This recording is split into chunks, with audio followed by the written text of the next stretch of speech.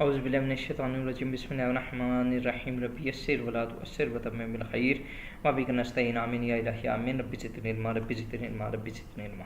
ناظرین، آج ہم قرآن کا 20واں پارہ جو ہے وہ ڈسکس کر رہے ہیں، اور اس کا اگر سرسری جائزہ لیا جائے تو اس کے اندر سورہ نمل کا جو بقیہ حصہ ہے وہ شامل ہے، سورہ قصص جو ہے وہ مکمل ہے، اور سورہ عنکبوت جو ہے اس کا ابتدائی حصہ شامل ہے۔ تو آپ دیکھیں کہ جو سورہ نمل کا بقیہ حصہ ہے اس میں جو پہلے ہم نے دیکھا تھا اس کے اندر ہم نے دیکھا تھا کہ اس کے اندر 5 انبیاء کا علیہ السلام کا ذکر تھا۔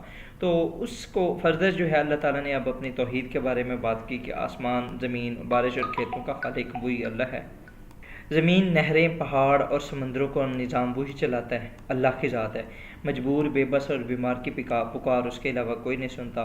بحری اور بری جو تاریکیوں میں راستہ وہی دکھاتا ہے، اس نے ہواؤں کا نظام چلایا۔ پہلی بار بھی اسی نے پیدا کیا، دوبارہ بھی وہی پیدا کرے گا، رزاق بھی وہی ہے۔ اور قیامت میں سور پھونکنا، پہاڑوں کا بادلوں کی طرح ہوا میں اڑنا، قیامت سب کا جمع ہونا، نیک لوگوں کو اللہ کی طرف سے ان کی اچھائیوں کا انعام اور برے لوگوں کو ان کے کیے کی سزا کا ملنا، یہ ساری چیزیں جو ہیں وہ اللہ تعالیٰ کی توحید اور وحدانیت کا منہ بولتا ثبوت ہیں۔ فردر اگر ہم دیکھیں تو سورہ قصص ہے، اس کے اندر حضرت موسیٰ اور حضرت فرعون کا تفصیلی قصہ ہے، حضرت موسیٰ اور قارون کا قصہ ہے۔ سورہ عنکبوت اگر فار ایگزامپل دیکھی جائے تو اس کے ابتدائی سے میں 3 چیزوں کا ڈسکس ہے، جس میں توحید، رسالت اور قیامت۔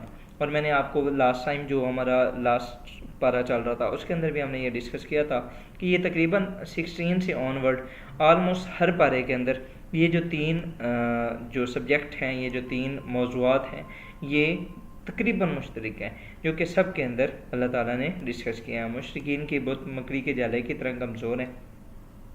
رسالت جو ہے آزمائش من جانب اللہ ضرور ہوتی ہے۔ اس زمانے میں چاند انبیاء کرام کے قصے بھی مذکور ہیں اور قیامت کا تذکرہ ہے۔ تو یہ تھا ہمارا آج کا لیکچر۔ انشاءاللہ نیکسٹ آتے ہیں اگلے پارے کے ساتھ۔ ٹل دین جی، تھینک یو، اللہ حافظ۔